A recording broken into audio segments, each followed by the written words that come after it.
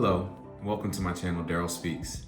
Please like, comment, and subscribe. Your support means everything. Concert band ends, and I head to my locker to get my books from my last class. I had one more class, and I could go home and forget this day ever happened.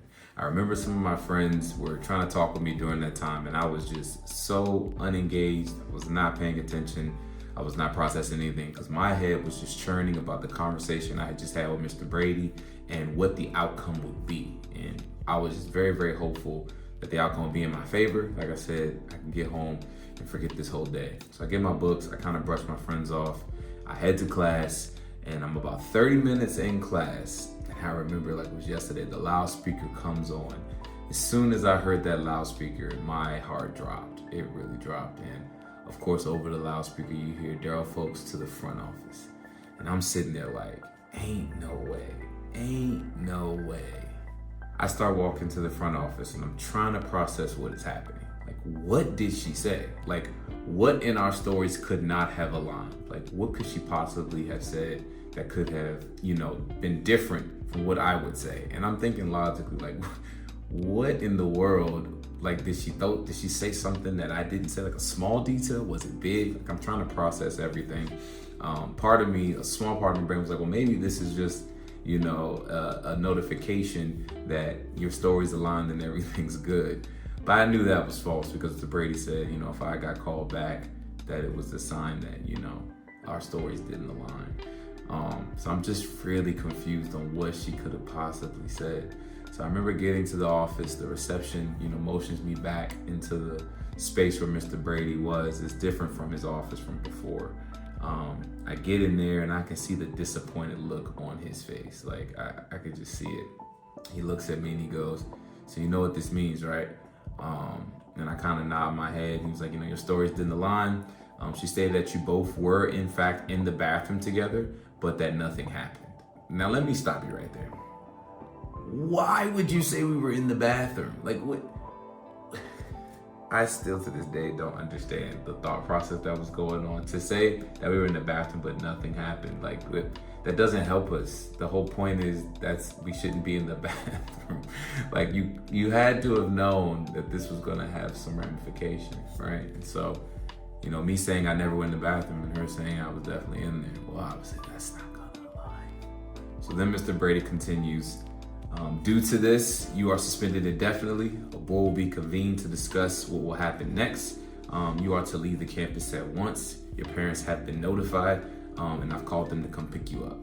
And I'm like, just thinking about it, so much was unloaded in that one question. My last class that I was in, I'm sitting here thinking that I could potentially get away with this, and lo and behold, my parents are being called and notified of what I've just done and the results of what I had just done.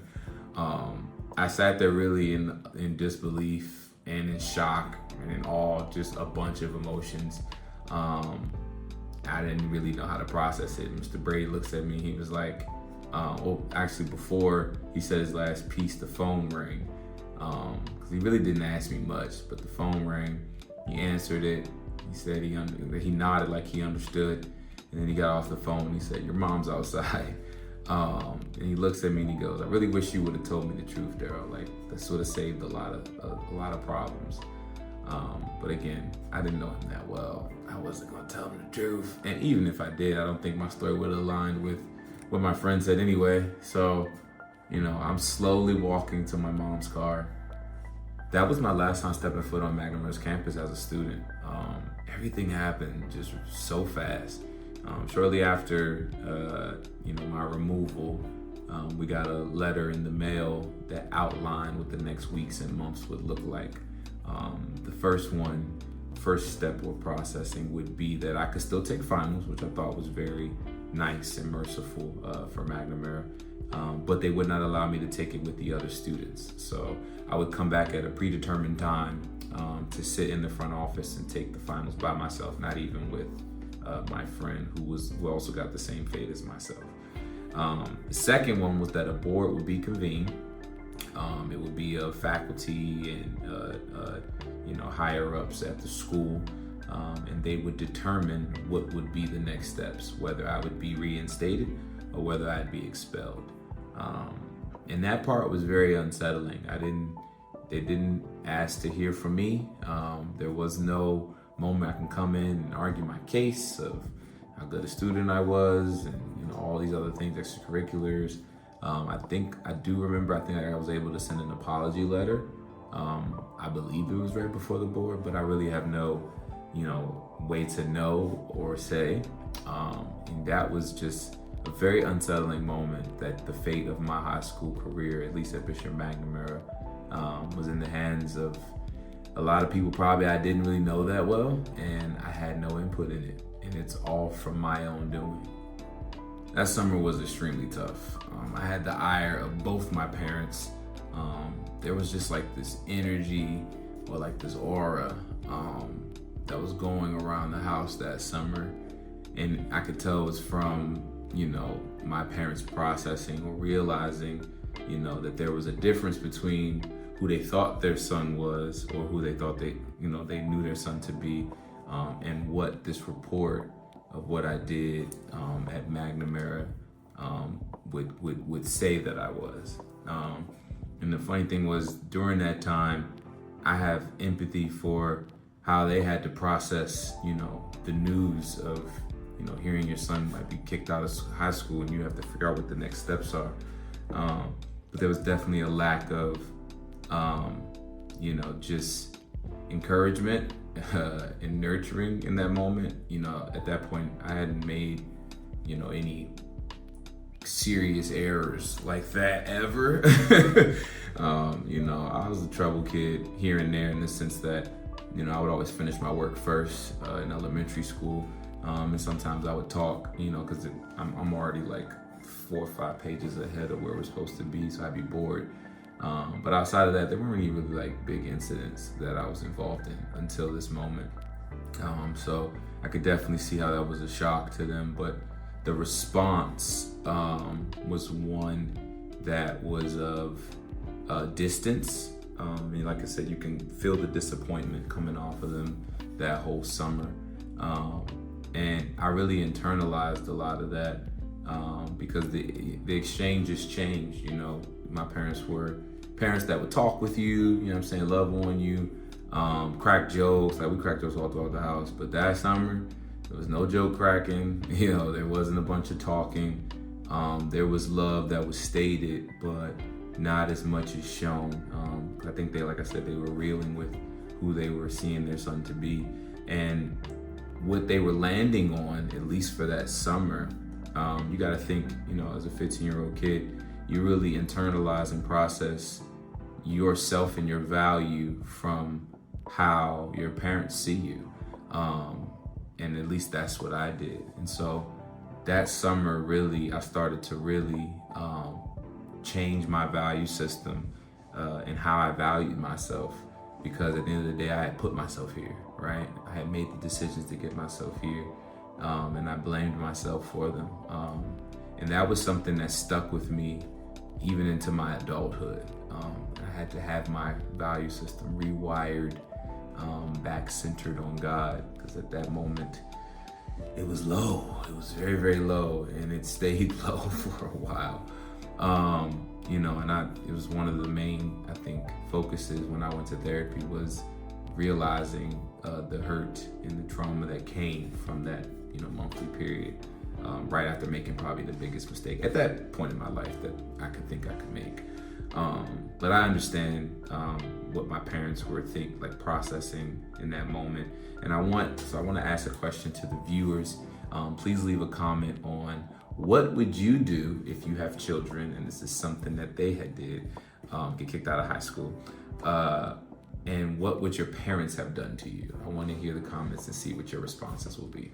One of the highlights of that summer, though, was my sister. Me and my sister grew a lot closer during that time. Even after she knew what had happened, she didn't treat me any differently. She used to come in my room. We would play Star Wars, Clone Wars, all day, just playing the game all day. We'd make grilled cheese sandwiches with bacon and eggs. We were still laughing like it was nothing all day. She really treated me like the person that I was before this incident. as if nothing had changed. And I really appreciated that from her. It really made us really close, and we're still close to this day. But that's where that bond really started to form, because I was going through a tumultuous time, and just receiving the love from her in that period, it made me feel, while I'm juggling with how messed up of a human I am and how wrong of a human I am, it made me feel like she saw something in me that I didn't see in myself at that point. So I really appreciated her during that time. So there was an interesting moment that happened that summer, that now, having context to, developing a deeper relationship with God, having processed that time period, I understand now why this moment happened. But at the time, it was just so confusing. But in that summer, my parents took us all to Benihana's. It's a Japanese steakhouse where they cook it in front of you. Really, really good place. So we go through the whole meal. We're at the end of the meal waiting for the bills to be paid and checked out. And my family, so it's like a U shape. And my dad was sitting on the end of the left of the U. And so there was another guy sitting to his left facing, this way, right? And so as my dad does, it's his gift. He strikes up a conversation with this guy. They start talking. I'm not really thinking too much of it. If my dad is sitting, on the end, I'm on the other end, playing around with my sister. We're laughing, joking, doing what kids do, just having a ball. And as I pan the room, as I'm looking around in between one of our conversations, I ended up catching the eye of the wife of the man my dad is talking to. I caught it briefly, and usually in those situations, I immediately look away, because that's just really, really awkward. Like, just catching somebody staring, and they're staring at you, and we're just staring at each other, so I usually look away. But in this moment, for whatever reason, I didn't. I caught her staring at me back, and we kind of exchanged looks, just kind of locked eyes for a little bit. And after about maybe like a few seconds of that, she immediately taps her husband, and she's like, come on, we gotta go. Let's go. I need to go. And I don't know what's going on right now.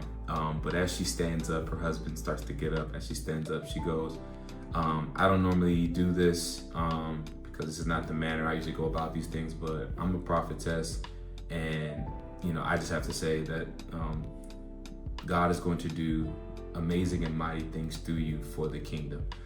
She said the Holy Spirit is strong on you.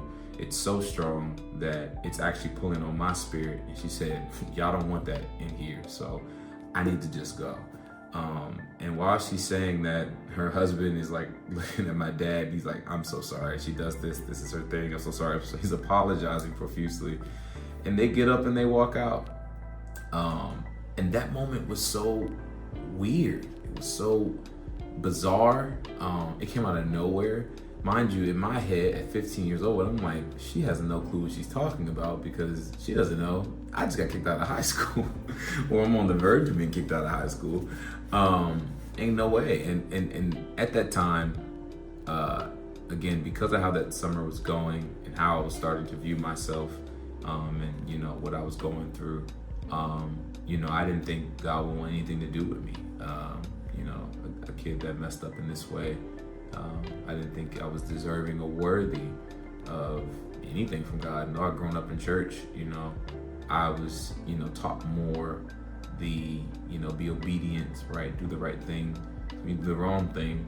I was like, I don't know. This is God wouldn't want to deal with me. So to hear that from a person randomly, as we just locked eyes, I can tell now that was God's way of trying to affirm me, trying to edify me, and to at least give me a moment that I can remember for the rest of my life, where he used one of his daughters to speak words of wisdom and life over me, and to speak a prophetic word over me. And now, even at this age, to see some of the things that I've been able to do in service for him, it's interesting how her words are coming true. I wish I could run into her again, but at that time, obviously, we didn't have that context at all. It's funny. It's something that me and my parents, we didn't really talk about that during that summer, that moment, or what that meant, or what that said about me. I wonder if they had some questions and doubts, you know, rightfully so from what had just happened. But it kind of just became like a bump in the road, you know, life moved on. If you made it to this point in the video, I want to say thank you so much for watching the full video. Your support really does mean everything. Please like, comment, and subscribe. It's free, and it really does go a long way by pushing my content on YouTube. Also follow my social medias as they are on the screen now. Until next time.